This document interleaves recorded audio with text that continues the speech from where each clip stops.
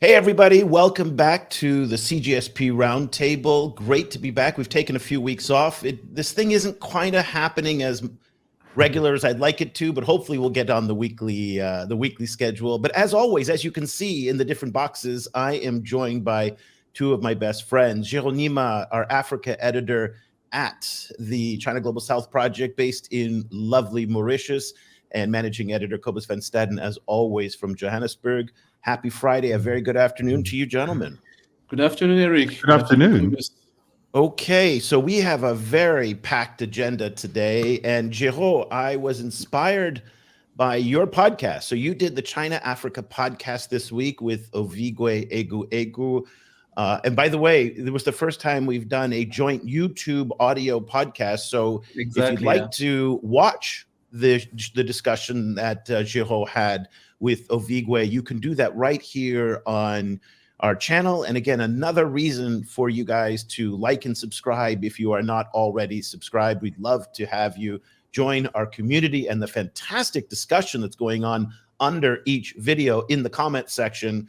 Really just so grateful for all the wonderful insights that everybody's bringing to these conversations, and it's just a lot of fun. And also just want to thank everybody. We crossed 10,000 followers this week, and so that really is due to all of you for following us and for joining these discussions. Okay, guys, so we're going to talk about a couple different things. Again, I was inspired by Geraud's geopolitics podcast, China Africa. So we're going to talk about more or less big power, great power politics today. First, we're going to go to my neighborhood here in Ho Chi Minh City, Vietnam. We're going to talk about the South China Sea and everything that's going on there. There's a huge U.S. Philippines joint exercises that took place this week, and there's some just fantastic footage that I want to show you guys to get your take on that. Then we're going to talk about your president, Geraud, Felix Tshisekedi. He did an interview with French television and said some really interesting things about whether he likes to work with the West, with Russia, with China. And it caught a lot of folks in Paris off guard with his answer. We're going to show you that. And then we're going to head to Indonesia again, back to Southeast Asia, get Geraud's take on a column that was written in Foreign Policy this week by an Indonesian minister talking about the U.S. Inflation Reduction Act and critical minerals, and how this battle for critical minerals is taking shape, and a country like Indonesia is starting to push back a lot more. And then we're going to close out our discussion in Washington, D.C. on Capitol Hill, where this week the CEO of the Development Finance Corporation, Scott Nathan, went up to testify for getting more money from Congress. And boy, there were some really interesting remarks that were said during those hearings, and I want to get both of your reaction on that. So you can see we've got a packed show. Let's get started. Geraud, I think what we're going to do is we're first going to start with this interview between what was the journalist's name? I have it right here. Darius Rochebin, who is a very famous French journalist. I should even say francophone journalist, because he's big in Luxembourg, also in Belgium and other parts of Europe. And he did this interview with the French cable television news LCI, which is La Chaîne Info.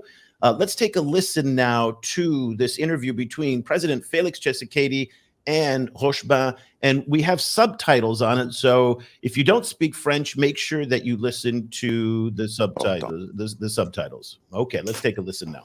Le plus important, c'est de réajuster le point de vue, la manière d'aborder la coopération, les partenariats, ne plus nous considérer comme des sous-hommes, mais nous regarder comme de vrais partenaires avec qui on peut faire affaires positives, constructives, et non pas toujours comme de dominé à dominant.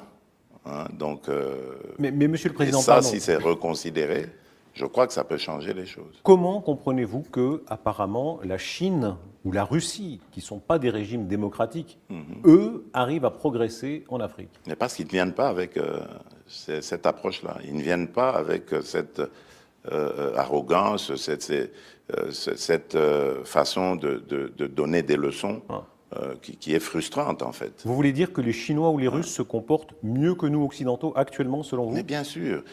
On ne comprend pas très bien les réalités africaines. Et c'est vraiment dommage parce que moi j'ai toujours dit que l'Europe, par exemple, c'est le meilleur partenaire de l'Afrique par son histoire et aussi par sa position géographique. Nous sommes deux continents qui sont très proches. Mais c'est étonnant de voir comment nous sommes très loin par rapport aux cultures. Mais comment, pardon, Monsieur le Président, comment soutenir ça? On ne peut pas comprendre qu'on vienne nous donner des leçons, par exemple, sur les droits de l'homme. So Rochebin there, Geraud, looked frustrated. And did you notice how quickly Tshisekedi said, mais bien sûr, of course, that we are better partners, that China and Russia are better partners than the West? I mean, he didn't need any time to think about this. Exactly. What was interesting was the reaction on X from pro-China Twitter was like, there you go. From French Twitter was like, what? Confusion. I mean, it's as if they've never heard this before. You spent a lot of time talking and thinking about this interview this week. Help us understand what was Tshisekedi saying and why was it important? Basically, what Tshisekedi is saying is, as he said at the end of his of that segment of the interview, saying that Chinese and Russians, when they come to Africa, they don't question the way we do business. They don't question our governance. They don't lecture us about how our human rights record, the way we do governance, the way we approach things.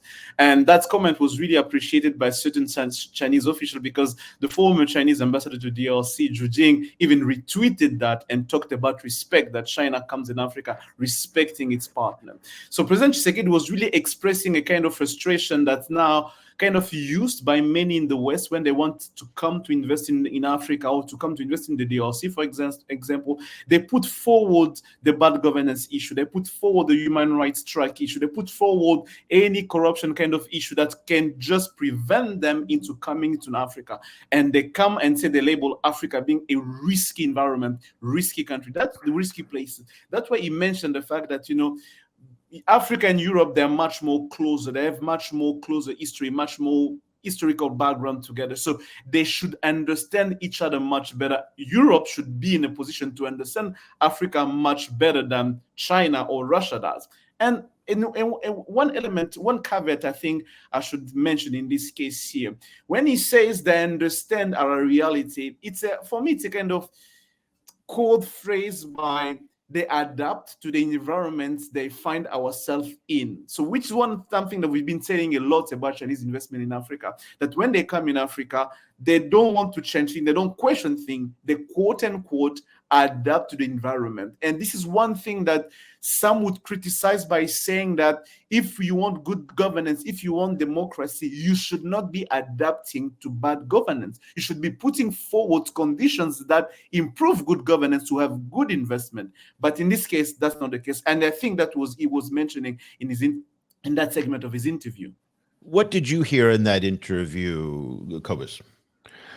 Yeah, I have to say I find this kind of conversation between African and Western stakeholders, I frequently find it less frustrating because on the one hand you do kind of like I can see where Africans are coming from, kind of particularly because one knows that that Western concerns about, for example, human rights and democracy are very selective, right? And they get less and less concerned about human rights and democracy the more important the partner is. And so I agree. I think a lot of African leaders have kind of they see it as a form of gatekeeping, rather than as a genuine concern about actual problems. At the same time, there are actual problems in certain African countries, and so then the question is whether are these our only two options, right? Because is it only a kind of a reductive and patchy and coded kind of preaching from from the West about these issues, or just simply a mercantilist, kind of like bad human rights is just how it works in Africa, kind of like acceptance of a bad situation? Are those really our only two options?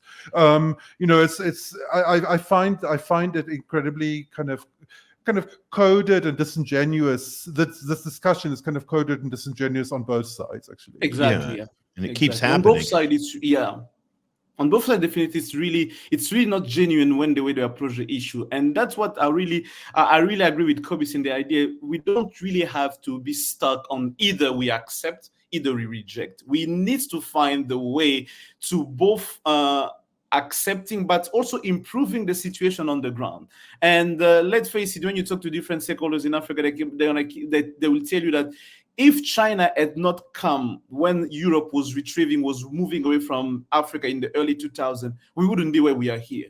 We are here because, let's face it, China took the risk, because that's also risk-taking, to come and do business in the places where you find yourself. And China improved many places in Africa a lot, and that we have to acknowledge that as well. I guess I'm surprised that somebody like Rochebin, who again is one of the big, what they call in France, the grand reporter, which is, these are the big journalists, is so surprised by this. I mean, really, after everything that's happened with the French in the Sahel and with Europe, and the fact that over the past 20 years, we've seen the rise of China in Africa. And to Cobus's point, not just China, but other powers, Turkey, the UAE, the Saudis now are coming in. And yet it's still this binary, West versus Russia, China. And interestingly, by the way, how he conflated Russia and China, which is becoming an increasingly popular habit in Western capitals to do. The two are not really conjoined, I mean, in any way.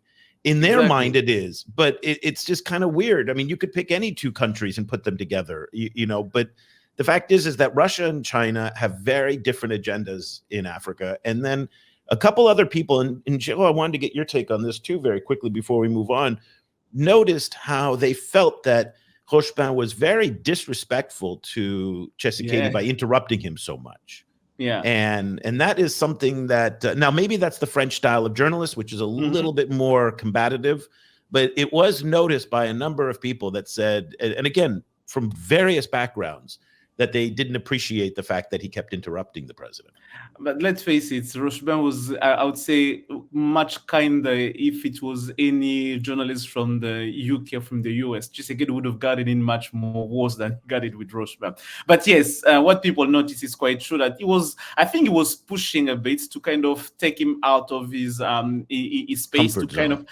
Comfort zone, to really push him into those issues. And I think Rochebin was genuinely surprised, not because he's out of touch of what's happening in Africa.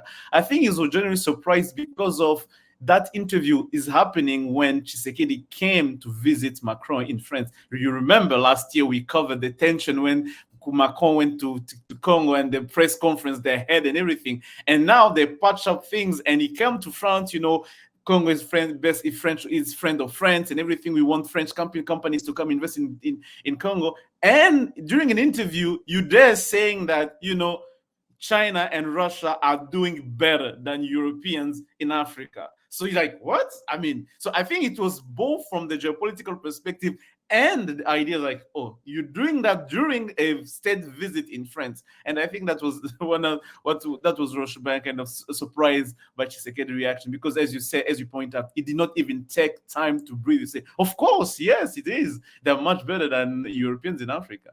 Cobus, I want to give you the last word on this topic before we move on, but it does feel that the way that Rochebin approached the narrative was that it is still rooted in this idea that the West, Europe in particular, is benevolent, and because he mentioned they're not democracies. That was another part of his language there, was that he just went out of his way to highlight the fact that these are not democracies, and that there is something... Twice. He did it twice, that's right. And then there's something, again, evil about that and benevolent about, say, Western democratic engagement.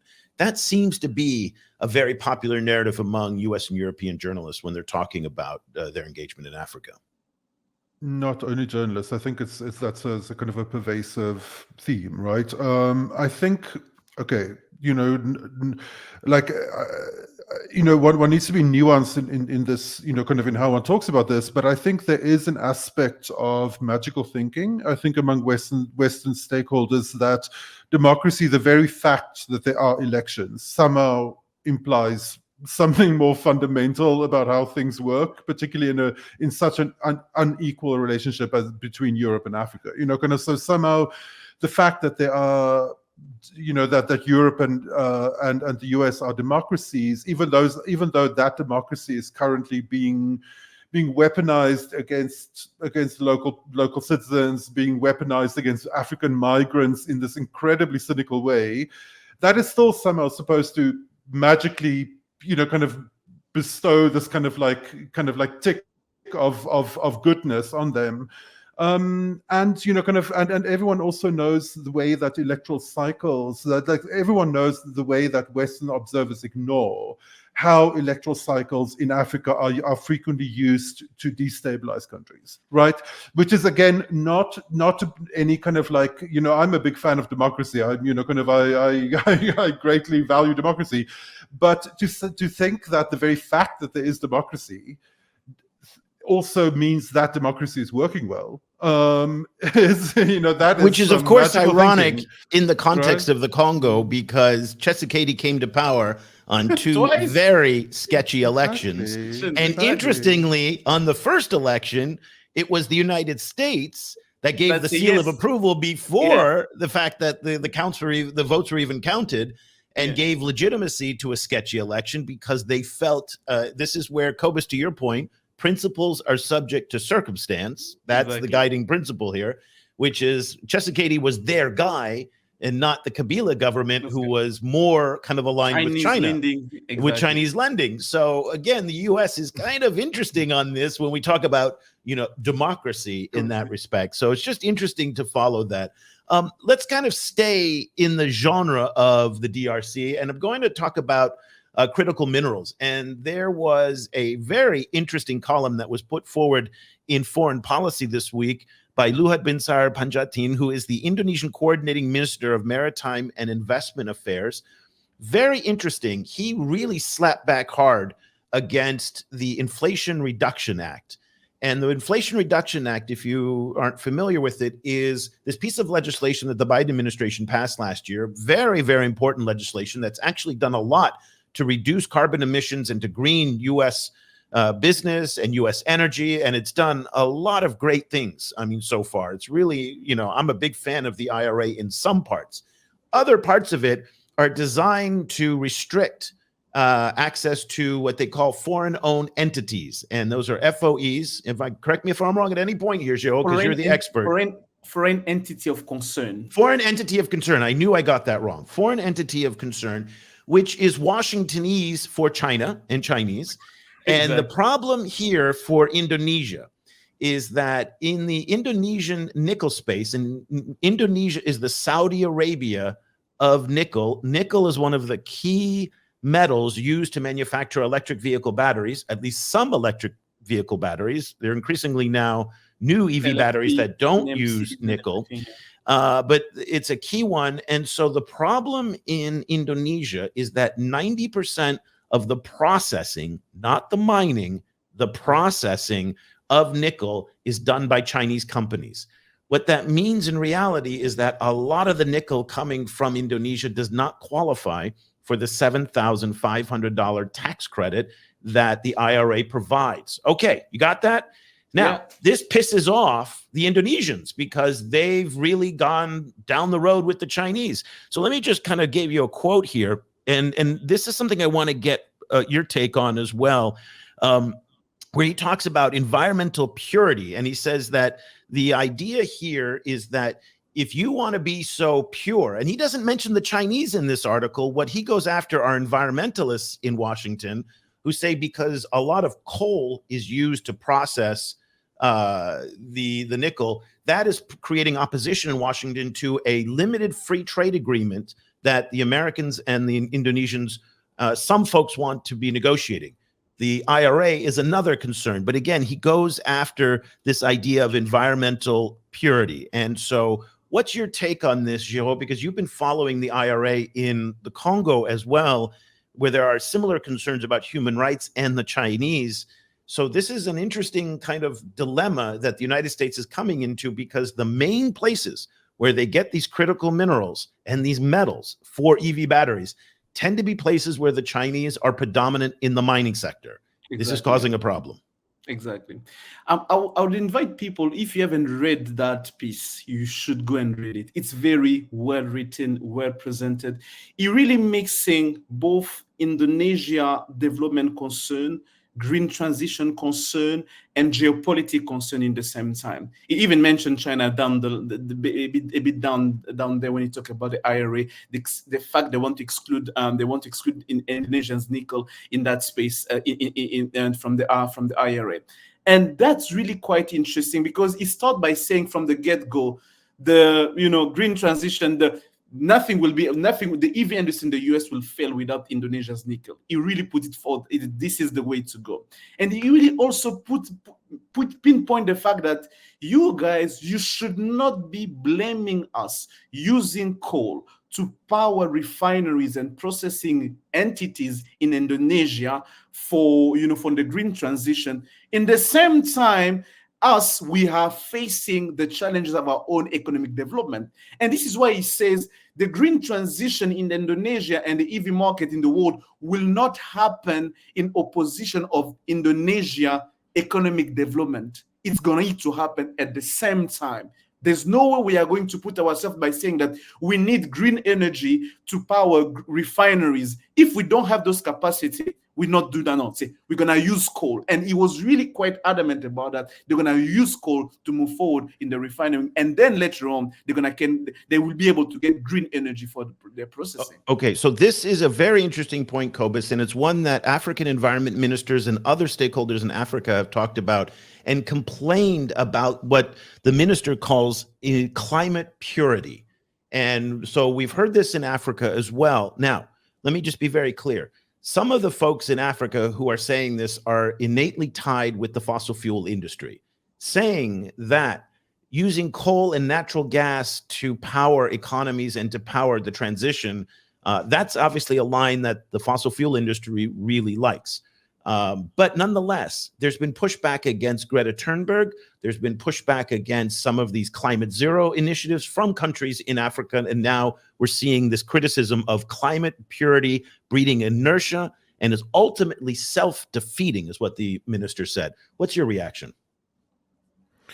I think, this is a complicated discussion, right? Kind of, and there's a bunch of different things involved at once. Like I feel that today one of the issues that some of these global South governments are pushing up against is a kind of a contradiction, I think, on the Western side, where on the one hand they are really pushing cross-cutting, kind of environmental norms, particularly the Europeans.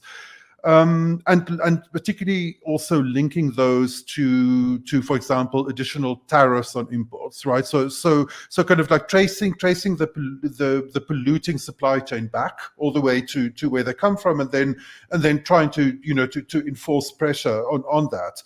However, it's also, of course, happening in a very geopoliticized moment, but it's also happening in the third place at a moment where these same Western countries are only now magically realizing how far behind they are in both electric vehicles and solar energy, right? Kind of where China is a huge leader on both sides. So there's a lot of language about kind of environmental standards that are actually being used in some ways to try and shield these domestic industries, particularly on the EV side. So then it becomes kind of it becomes a question of particularly in the context of a massive kind of global kind of climate crisis, like kind of where this week there's been a lot of reports coming out that we are fully crashing past 1.5 degrees, kind of like we're on our way to 2.5 degrees, which already by the time you pass 2 degrees, you essentially mean there's no coral left, for example, right? Kind of like that's essentially what we're talking about. We're talking about, even at 1.5 degrees, we're talking about massive environmental destruction and disruption. So, kind of in that context, all of these fights about, but, for example, like you see overlapping fights like around environmental standards in developing countries making these products and exploring these minerals. And at the same time, kind of free trade issues, right? Kind of like Janet Yellen, for example, has been very, very kind of anti-China's solar panels, because of subsidy issues, even though China makes 80% of the world's solar panels, right? So it then becomes a question of like, are we dealing with this environmental issue, or are we shielding domestic industries within the US and Europe?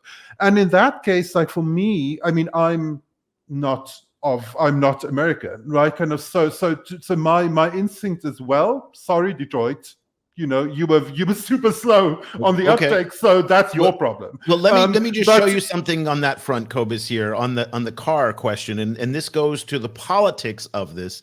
Le Monde ran a picture of from this is the port of this is coming out of China, but that Belgian's ports drowning under a glut of Chinese electric cars. The overcapacity question that a lot of folks are talking about in terms of Chinese EVs. And the United States is saying we would rather block Chinese EVs than bring them into the country because it threatens the indigenous auto industry. We heard this as an existential threat, is what one industry group called. And so in this trade-off, Cobus, between protecting the climate from going up to 2.5, not 1.5 degrees Celsius, and protecting legacy industries, it looks like the choice that Europe and the US are going to make, at least right now, is going to be protecting their industries, which makes sense politically.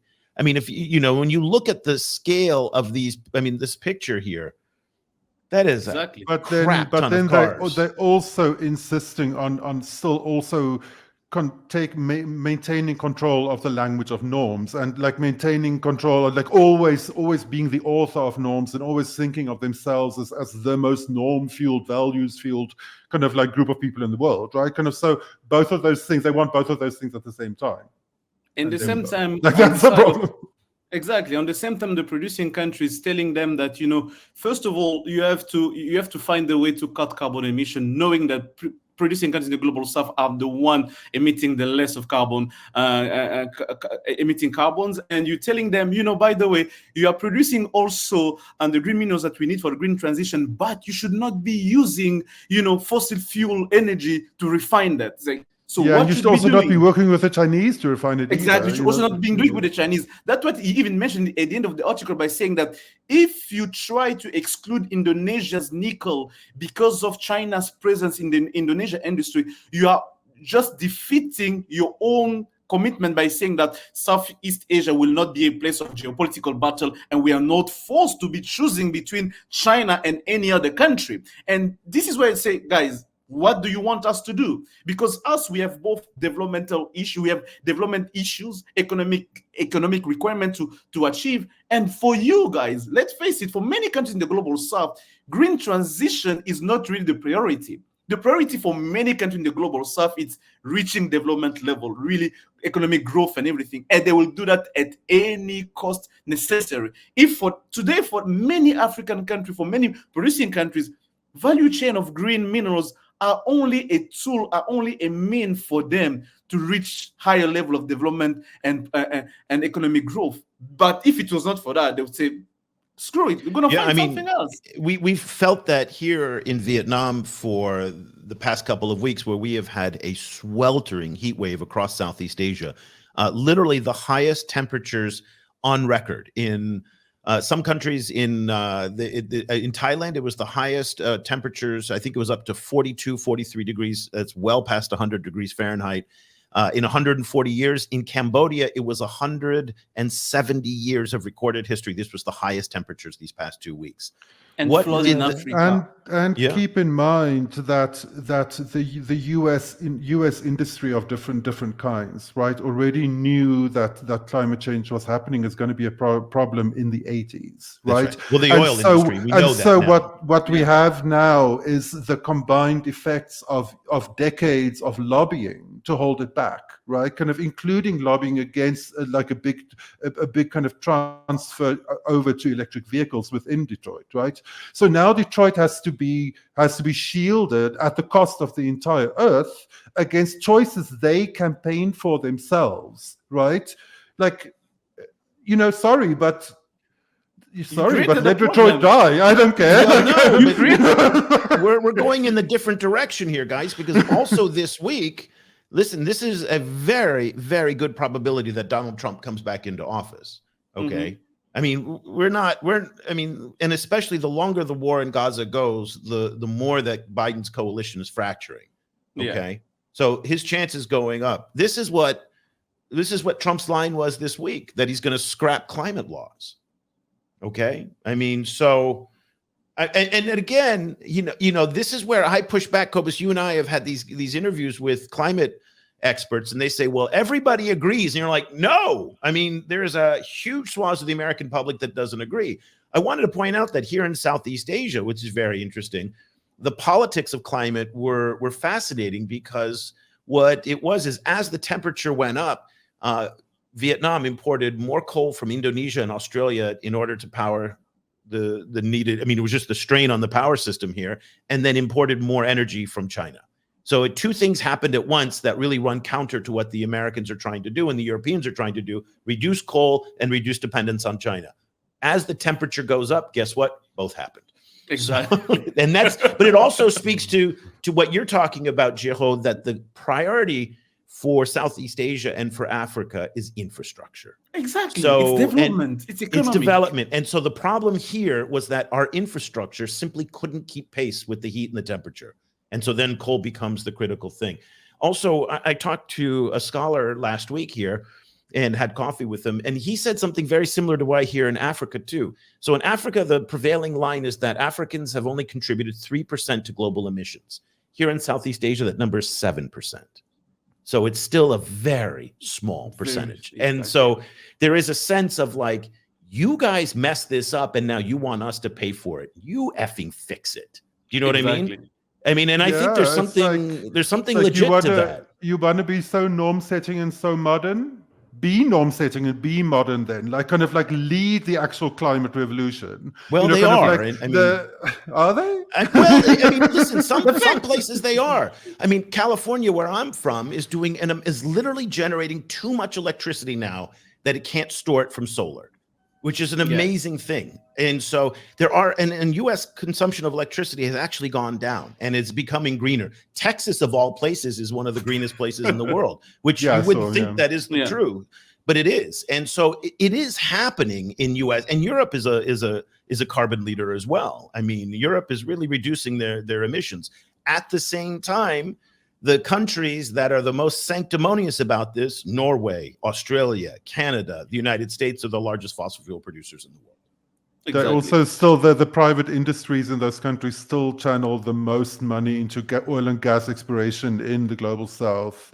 They are holding back. They're actively campaigning against the rollout of low cost kind of green components to the global south. They're actively kind of like raising kind of like counter narratives against the financing for those coming from other global south countries. So. The problem, they've weaponized climate change. They've weaponized this debate of climate change. It's really mess up things for everybody, I think. And I do believe that we should really need to move out of that weaponization of climate change. It's an existential issue for everybody in the global south and the global north. If we want to approach it in an effective way, we should rather do it from a cooperation perspective than a competition perspective. Unfortunately, the element for green transition are also the minerals for security and military industry. That's become the main narrative dominating the debate in the West, in the US, in Europe about those critical minerals. Whether it's instead of being, how do we use it for green transition? How do we use it collectively to address those issues? This is where the debates really get messed up. But of course, global collectivity is anathema to Western thinking, right? Exactly. It's absolutely the last thing they want, or the last thing they can even imagine. Yeah. Let's now pivot very hard away from the climate and to security, and I'm going to bring us back here to Southeast Asia. And I wrote a column this week for our subscribers where I explained that I'm not worried about the Taiwan conflict. No, actually, I said in our podcast on Tuesday, I'm not worried about Xi conquering Taiwan. What keeps me up at night is what you're seeing right here in the video. These are the Balikatan exercises. That means brotherhood in Tagalog. These are the largest ever joint military exercises between the United States and the Philippines. For the first time, this time they moved beyond the South China Sea, beyond territorial waters into the South China Sea. They brought medium-range missiles to deploy from the United States that can reach the Chinese mainland. The Filipinos also took delivery in the past couple of weeks of medium-range missiles from India. For the first time that India has sent missiles. The Indians, by the way, are in the region right now. So three Indian warships are making ports of call in Singapore, Malaysia, and will be doing joint exercises with the Philippines. I want to show you some video here. This is really cool.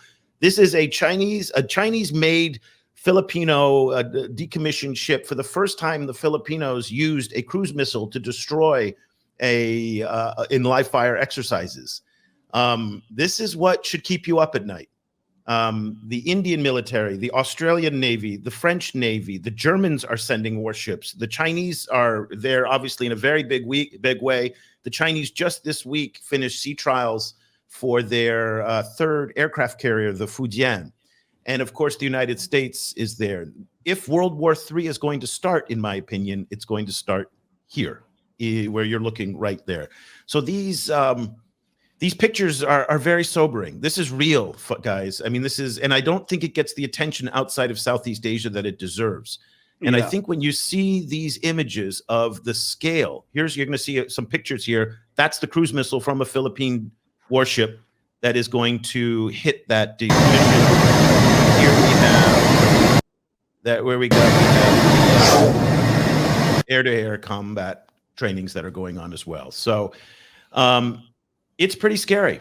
This is real. These are live fire exercises. The Chinese are also doing live fire exercises as well.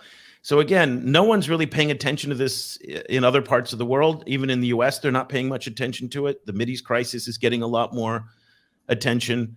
I don't know what we have to talk about too much. I've stopped writing about it a little bit in our newsletter because every day it's the same thing. The escalation keeps going up. There is no de-escalation happening. The language keeps getting more intense.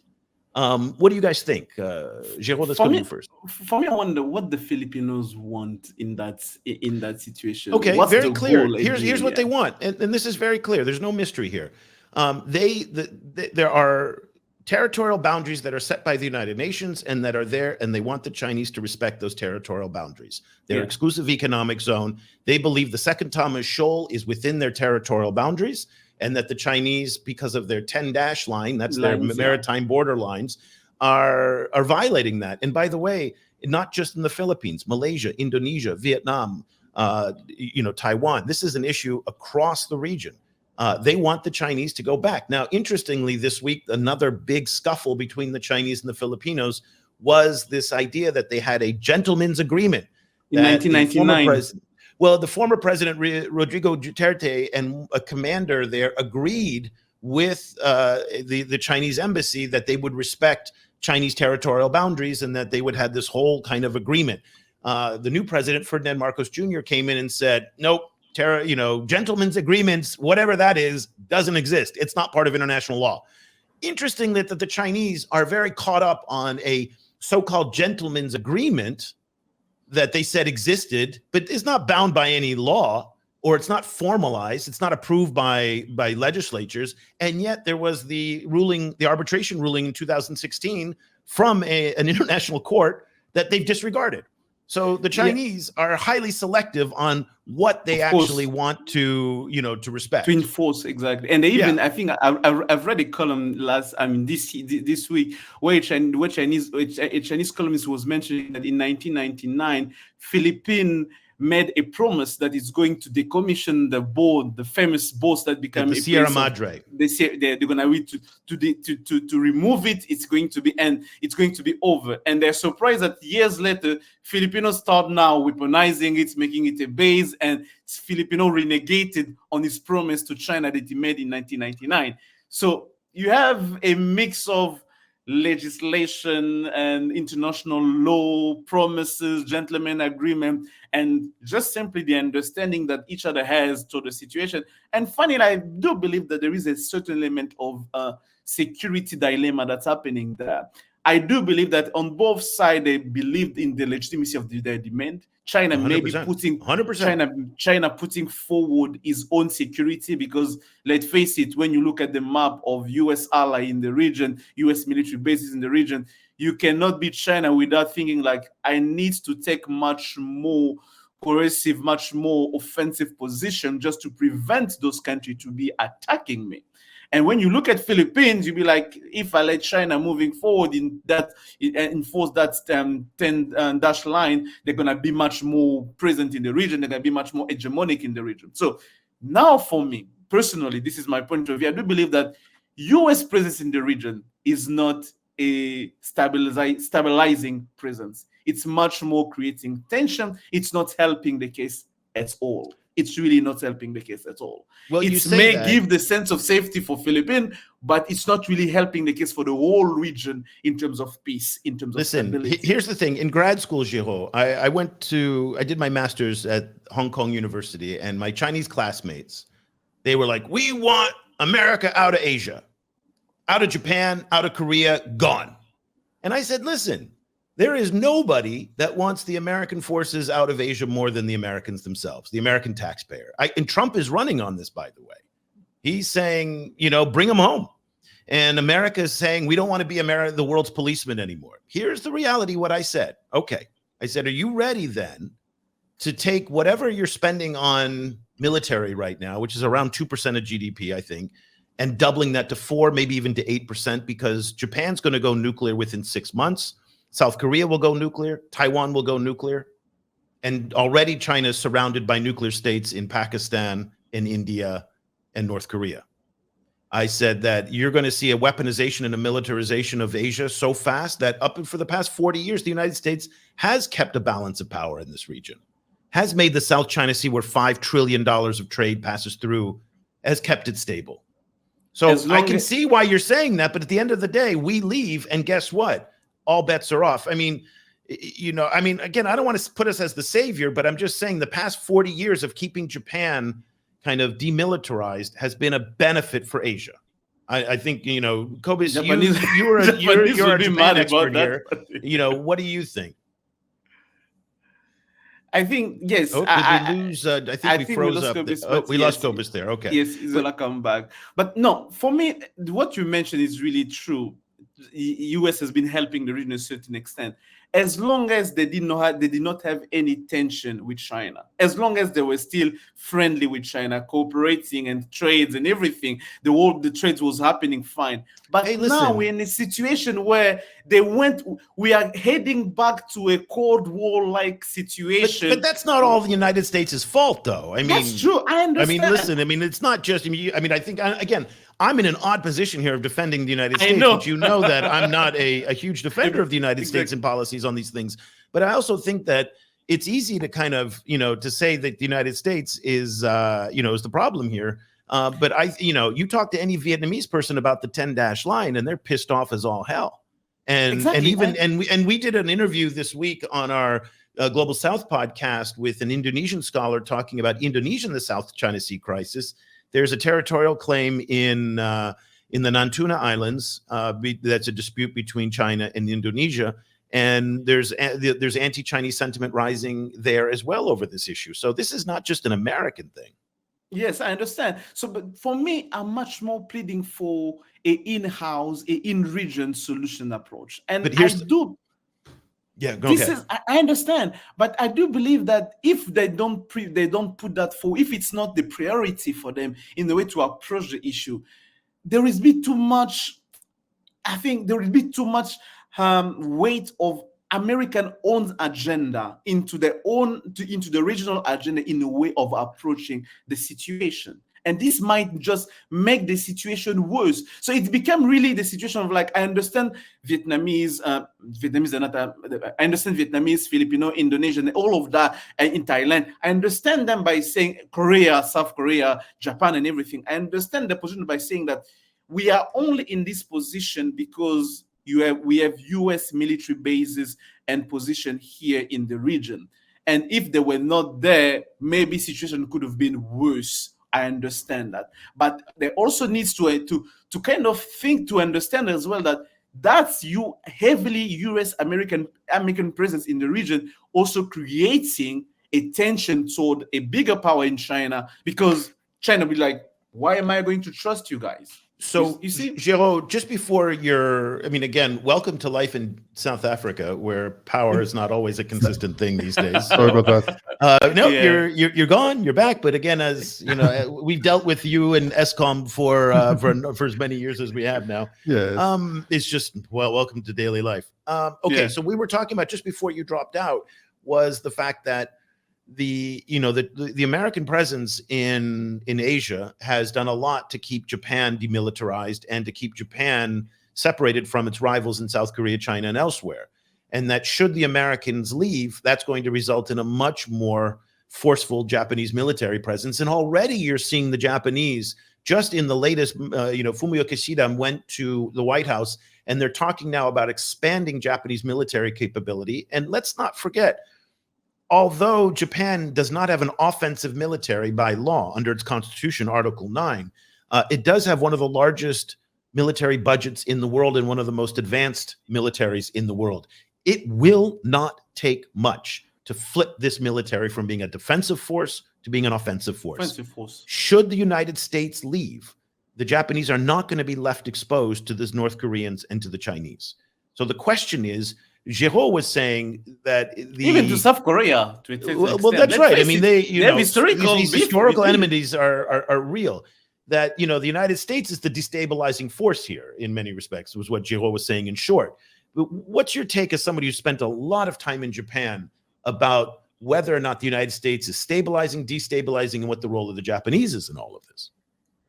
Well, obviously, it's a complicated question because, on the one hand, I think, among the popular resistance against a more military role in Asia and in the world is quite strong in Japan. I think, there's been popular resistance against a push from the Liberal Democratic Party to move Japan to more towards a more offensive military position. That's generally not very popular. At the same time, obviously worry about China is growing. And so that plus the rapidly aging population, makes it a very kind of complicated question for Japan. What I wonder, though, is, well, two things. In the first place is what really is Manila's end game in this kind of standoff, because it's not like they are going to be changing Asian geography, right? Kind of like the Philippines. The end game is to get the Chinese out of their exclusive economic zone and go back to the borders pre-10- line. That's the end game. Stay out of our waters. But that's also. You then have a huge resentful China, permanent on your border. I know, but remember, the Philippines have the confidence to do this because they have a mutual defense treaty with the United States. Yes, exactly. And this is a very important ace card up their sleeve that they can play. That should Ferdinand Marcos go, you know what, guys, I'm done. Uncle Sam, take him. By law, the United States has to respond. By law. Who's going to win, who's going to lose in that situation? I don't know, but we're at World War III at that point. We are exactly at DEFCON 1. I mean, it is over at that point. But also, I think for the Philippines to just assume that the U.S. is just permanently positioned in that way. It's not an assumption. Biden said the relationship was ironclad. Yes, I remember. And we just this week, we've just started a new thing called the Squad. There's the Quad, which was India, Japan, Australia, and the United States. That is kind of Indo-Pacific, as the Americans like to say. The Squad now, let me get this right, is the Philippines, Japan, Australia, and the United States. And that is focused on the South China Sea. That is something that's happened now. So your question as to whether or not the United States is always going to be there at this point, it sounds like they will. Well, I mean, but you've also just been saying that there's a huge popular backlash against U.S. global security provision, and Trump is campaigning against it, right? So will they then? Yeah, I guess that's a good point. Exactly. I mean, and we thought Ukraine was going to be something that we would back indefinitely, and apparently that's not, going to happen. So, I mean, it happened now, but if Trump wins, Ukraine is on their own. So, and already, Trump gave an interview with Marita Bartiromo of Fox Business and said that he'd be willing to trade Taiwan. So I'm not entirely sure it's true. Yeah, so I'm not entirely For sure. what? What offers on the table? Well, he wants a trade deal. Remember, he wants the best trade deal in all the world with the Chinese, and so he will trade Taiwan. So remember, I wrote a column a couple of months ago, Cobus, that I said, Manila better have a plan B if Trump wins. They better have a plan Well, B. exactly, Because, right? Because I think there's very few countries in the world who can really count on non-stop permanent US support, despite all of the kind of like ironclad, etc. It's like it's very few countries that can really realistically count on US support not turning. Okay. I still wonder whether the Philippines really is one of those countries. Exactly. I wonder about that.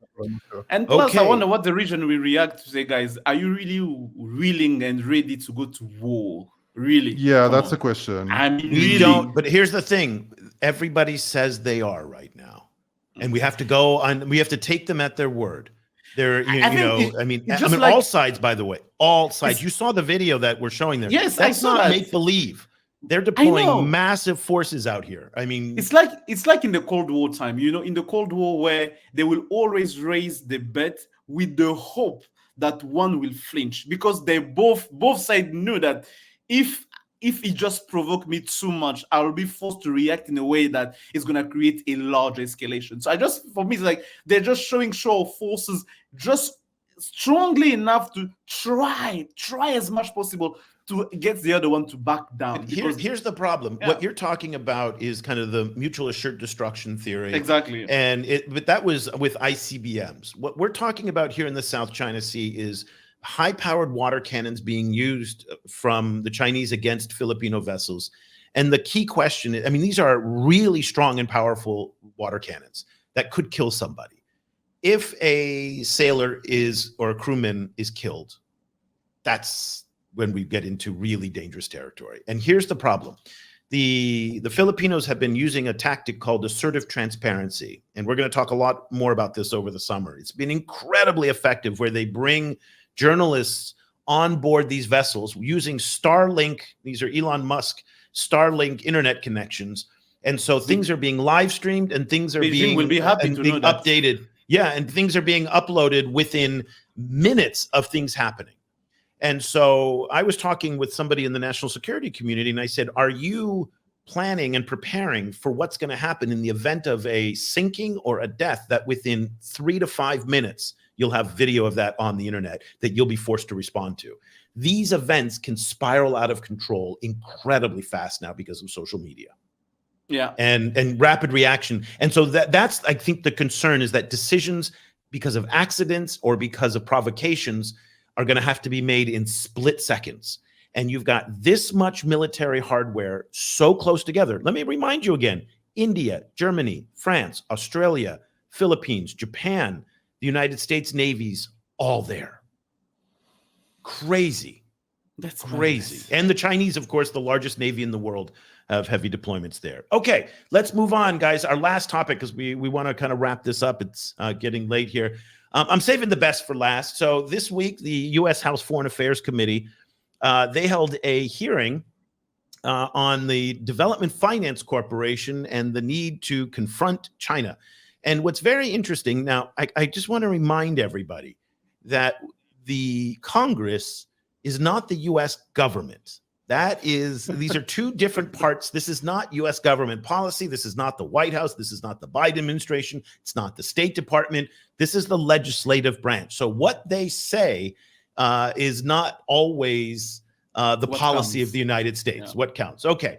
Let me first kind of just play some sound bites of some different lawmakers who spoke at the hearing this week. Then we're going to talk, we're going to hear from Development Finance Corporation CEO Scott Nathan, and then we're going to get both of your responses. The purpose of this hearing is to discuss the U.S. International Development Finance Corporation's, DFC's, efforts to outcompete China's Belt and Road Initiative, and discuss the DFC's upcoming reauthorization. America's soft power is key to preventing the spread of authoritarianism.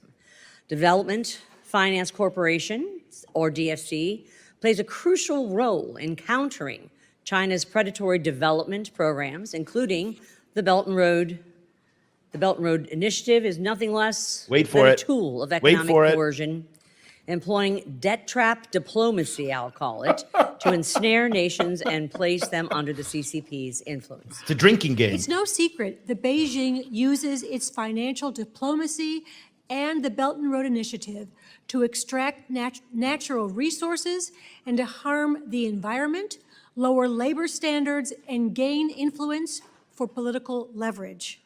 We know that the People's Republic of China Belt and Road Initiative is, operating in mass economic coercion, and we know its impact on the African continent, and it's really, been such a big presence in nearly every country in Africa receiving loans under this initiative. For example, in the country where my dad was born, in Ghana, the Belt and Road Initiative has already provided about $2 billion in coercive loans for infrastructure projects. And now China is Ghana's largest creditor. And public opinion in Ghana is turning on the Belt and Road Initiative. I'd be interested in how the DFC can work to support countries like Ghana, so, models of governance, to help end their reliance on the loans from the Belt and Road Initiative. What I'm worried about is we stand by and watch China overdevelop, or basically rape Africa, in my opinion, and our bad partners.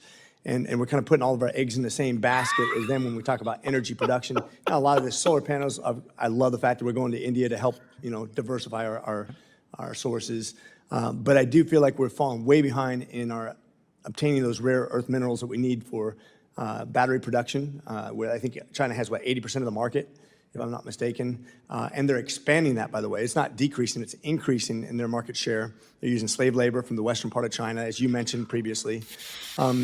How do we combat that by, at the same time, the way they manipulate the World Trade Organization since 2015? How do we do that with $1 billion, which sounds like a lot of money, but as you know, that doesn't go very far when compared to what China is investing in this? Okay, I just want to bring up one key point of the gentleman who said that about Ghana. Let's kind of, here's the debt numbers for Ghana, and it was a joke. Come on. No. Okay, so China is about $1.7 billion. Most of that is tied up in the Sino-Hydro bauxite for infrastructure deal. But what the good representative, I'm not familiar with where he's from, he said that China's Ghana's largest creditor. And I mean, I don't know if you guys can see that here. $13.1 billion owed to Eurobond holders, $8.1 billion owed to multilaterals, 3.2 to other commercial lenders, and China's coming in at 1.7. Ghana doesn't have a China debt problem. We've covered it so many times. You only wish that they would subscribe to the China Global South Project. Come on, guys. Okay, so, and I just want to brace the two of you, because the three of us are going to Washington this summer, and we're going to go up to the Hill, and we're going to meet some of these folks. And you need to brace yourself for what you're going to hear, because this is conventional wisdom in many parts of Washington. And I think, and I didn't put the party affiliation for, the different representatives, but it is a bipartisan ignorance. It is a bipartisan perspective on this. Before I get to Scott Nathan's response, Cobus, I'd like to hear what you think when you hear the narratives, and a couple things stood out for me. Number one, the premise of the hearing with Scott Nathan was about how to use the DFC specifically to compete against the BRI. For those of you who don't remember, the DFC was authorized in 2018, which came out of the BUILD Act. And what that was expressly intended to be a rival for the Belt and Road Initiative. Now, they authorized $60 billion. They did not put an end on that. So it's not $60 billion every 2 years, every 3 years, which is a small fraction of the upwards of $1 trillion that the Chinese have spent. But let's, what was your reaction when you hear about the weaponization of development? I mean, that's very much what it seemed like. Yeah, no, this is fascinating. I mean, kind of I'm busy with research on this kind of these themes, you know, kind of these discussion themes. And one of the things that really struck me is how, you know, in focusing on China, it really becomes impossible to grapple with the complexity of Western influence in Africa, right? Kind of, and that the graph you showed about the debt makes that clear, right? So that's just interesting to see it in action. I think it's also, I guess, you know, like it's, you know, it's very frustrating, right? Kind of because with it, you know, kind of it becomes in this discussion, it becomes impossible to even have a real discussion about what the problems are in you know, kind of with African countries, or even why African countries work with China to begin with. You know, like it becomes this kind of situation where it really is a kind of a echo chamber, kind of a hall of mirrors, right? Kind of where Western policymakers only encounter themselves and end up only being able to speak to themselves, you know, kind of because the terms of the debate are so kind of like preset. That, you know, kind of it becomes impossible even for the African continent to kind of get its voice in there, even though ostensibly all of this is about Africa. Yeah, this is about Africa, but this conversation could have been about Latin America, could have been about Asia. I mean, and you have almost exactly the same conversation about other parts of the global south too. To be fair, in the hearing, they did cover other parts of the world. I cherry picked some of the China comments. When you listen to the comments and to the narrative, you have the feeling that we went back 4 years back. Because I remember 2 weeks ago, we had 3 weeks ago, when we read the Roundtable, we noticed that there was a progressive, you know, progressive change into the tone, into the language. They moved away from the old debt trap narrative. They're much more. There was emergence of a certain balance. Okay, but let me educate you a little bit on the different branches here. So the executive branch, that was the military. We were talking specifically about General Langley, who was not using, he's the head of AFRICOM. He did not use the debt trap language. It still comes out of Biden's mouth a little bit, but the executive branch has gotten better. The congressional side is just, you know, lost. Because with them, when you just hear that, when you close your eyes, you'll think that you went back 3-5 years ago about those issues again. You're like, okay, we just jump back or something happened again. Yeah. Well, let me play you a little bit of sound from Scott Nathan, who, by the way, I thought did an excellent job. And this whole hearing is on YouTube. He did not take the bait of the lawmakers, and he did not kind of get bogged down into the China narratives too deeply. He answered in very kind of modest, moderate tones and just kind of explaining what the DFC is doing. And also the DFC is doing a lot of important work, particularly in capital-starved areas. You know, it's very difficult for African and companies in the global south to raise capital. And so the DFC is filling in some of those voids. Let me play you one of the responses to one of those questions. You'll get a sense of the tone. And then I'm going to talk about a column that I made and that I got into. I got a number of readers kind of push back on me on this. So let's get into this and listen to Scott. Keep upping our game. Last year, we did 46 transactions in Africa for over $2 billion in value.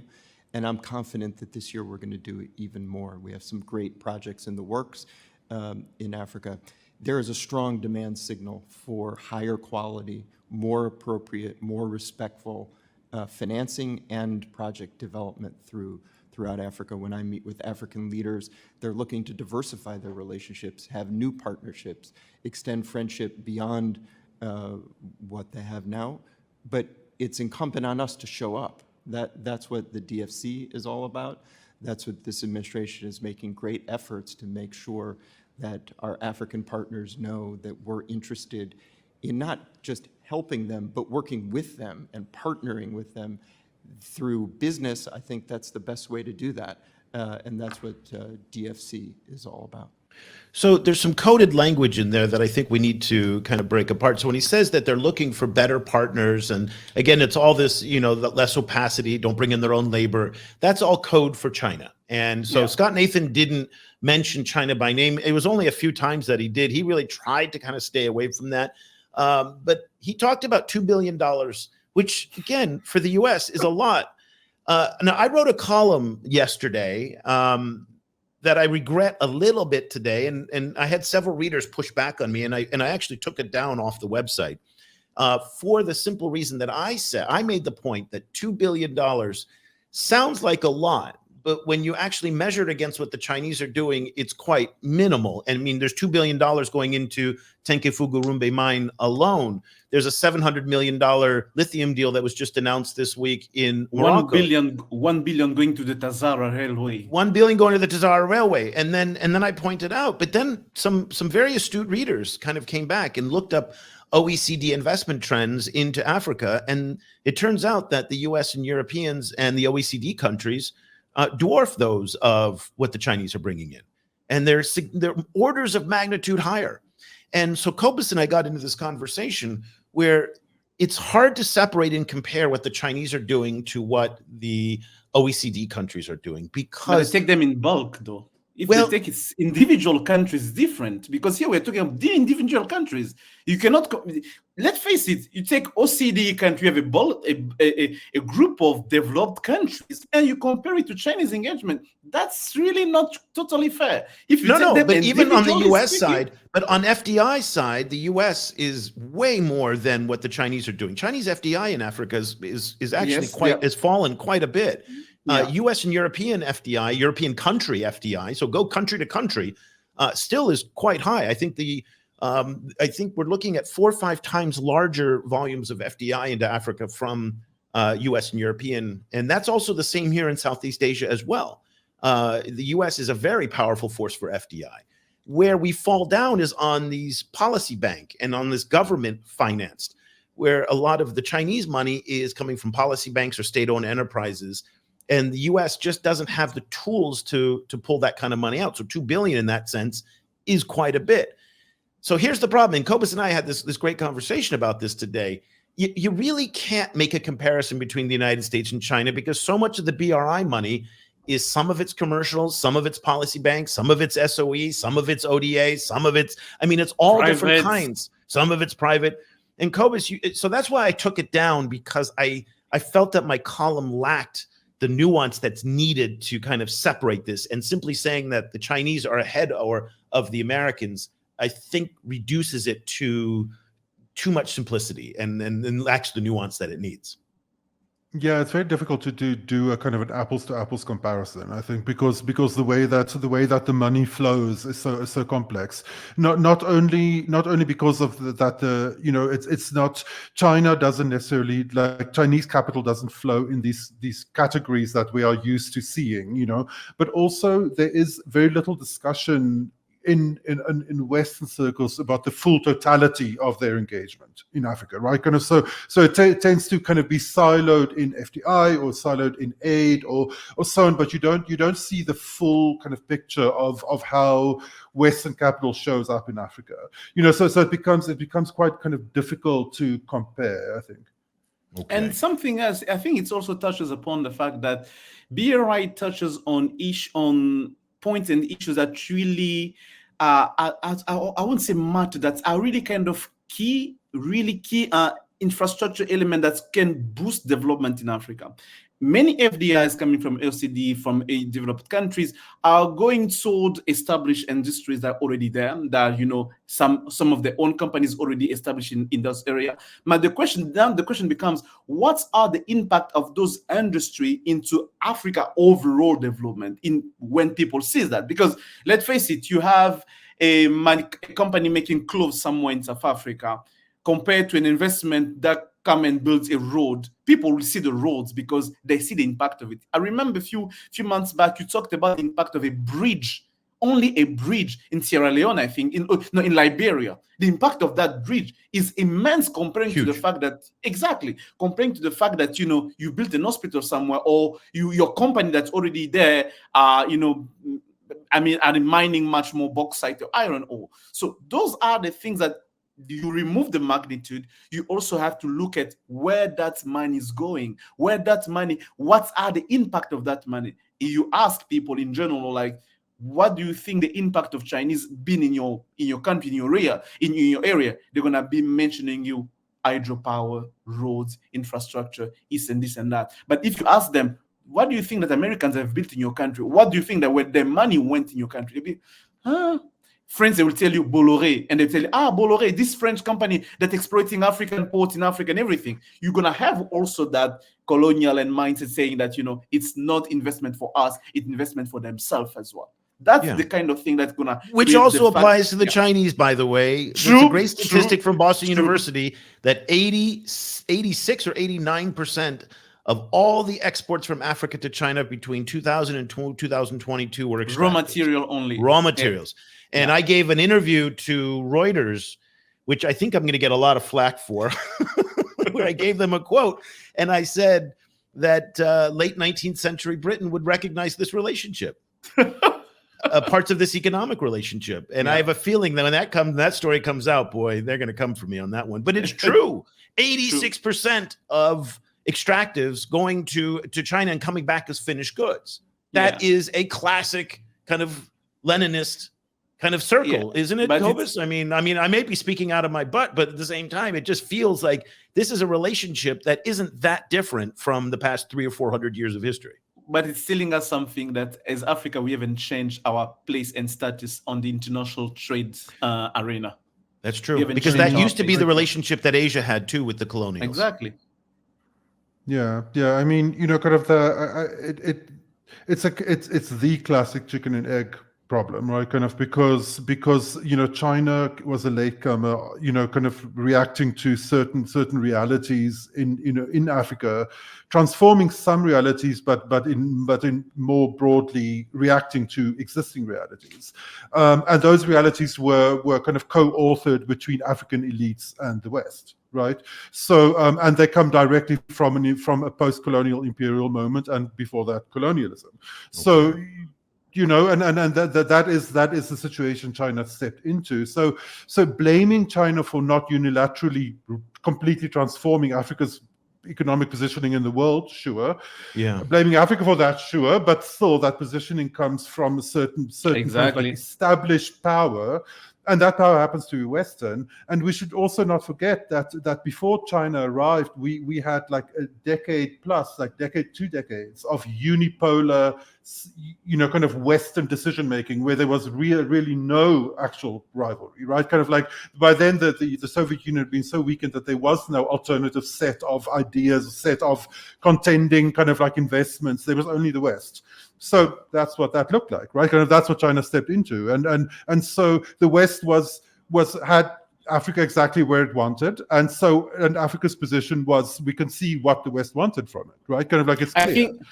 I think that the frustration is like maybe it's like because they're frustrated because China is winning in the game they settled. They created the game, but the China game that they created, they created, but China came and started winning into the game. Yeah, that guys, we don't want to turn this into the Joe Rogan show. It goes on for like 4 hours. And already we made a goof. Remember, we were supposed to now change our format, and we just get so excited talking about this. Remember, we were going to do mini shows with each topic and not do one long. So this is going to be our last massive mega show. And going forward, we're just going to do single shows on each topic because we want to get more people to listen. So for the few of you who are still with us, we really want to thank everybody. And Cobus picked up the conversation from what I started earlier on this question of the infrastructure Cold War. If you want to check out what Cobus wrote, go to ChinaGlobalSouth.com.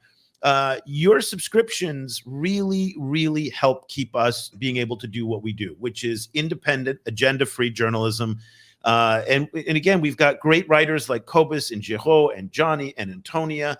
We've got some new folks that we're going to be bringing aboard as well. We're going to be doing more intelligence and research. We've got some brand new data sets that are coming out. We've got a beautiful new climate reporting toolkit for African journalists. So there's just so many cool things, but all of that can't happen without your support. And Geraud, by the way, is also the manager of our Patreon community. And so we are just so grateful to all of our Patreon supporters.